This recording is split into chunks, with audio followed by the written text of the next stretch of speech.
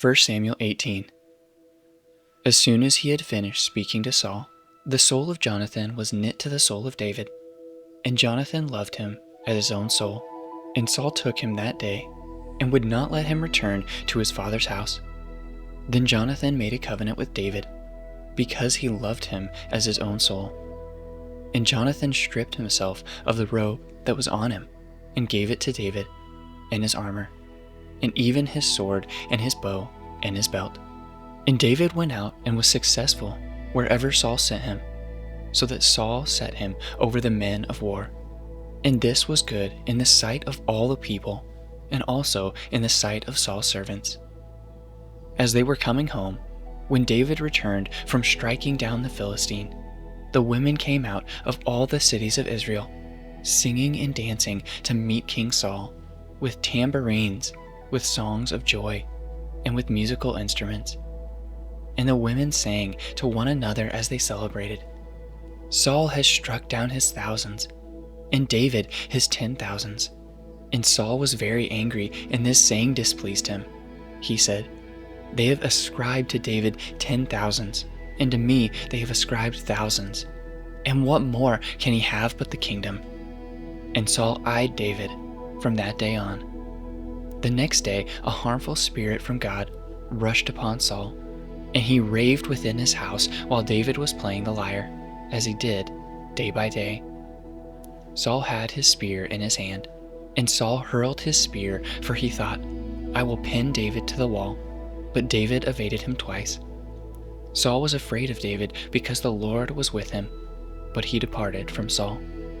So Saul removed him from his presence, and made him a commander of 1,000. And he went out and came in before the people. And David had success in all his undertakings, for the Lord was with him. And when Saul saw that he had great success, he stood in fearful awe of him. But all Israel and Judah loved David, for he went out and came in before them. Then Saul said to David, "Here is my elder daughter Merab. I will give her to you for a wife. Only be valiant for me, and fight the Lord's battles." For Saul thought, "Let not my hand be against him, but let the hand of the Philistines be against him." And David said to Saul, "Who am I, and who are my relatives, my father's clan in Israel, that I should be a son-in-law to the king?" But at the time when Merab, Saul's daughter, should have been given to David, she was given to Adriel, the Meholathite, for a wife. Now Saul's daughter Michal loved David. And they told Saul, and the thing pleased him. Saul thought, "Let me give her to him, and she may be a snare for him, that the hand of the Philistines may be against him." Therefore Saul said to David a second time, "You shall be my son-in-law." And Saul commanded his servants, "Speak to David in private and say, 'Behold, the king has delight in you, and all his servants love you. Now then, become the king's son-in-law.'" And Saul's servants spoke those words in the ears of David. And David said, "Does it seem to you a little thing to become the king's son-in-law, since I am a poor man and have no reputation?" And the servants of Saul told him. Thus, and so did David speak. Then Saul said, "Thus shall you say to David, the king desires no bride price, except 100 foreskins of the Philistines, that he may be avenged of the king's enemies." Now Saul thought to make David fall by the hand of the Philistines.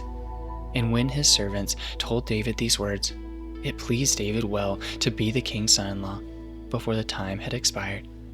David arose and went, along with his men, and killed 200 of the Philistines. And David brought their foreskins, which were given in number to the king, that he might become the king's son-in-law. And Saul gave him his daughter Michal for a wife. But when Saul saw and knew that the Lord was with David, and that Michal, Saul's daughter, loved him, Saul was even more afraid of David. So Saul was David's enemy continually. And the princes of the Philistines came out to battle, and as often as they came out, David had more success than all the servants of Saul, so that his name was highly esteemed.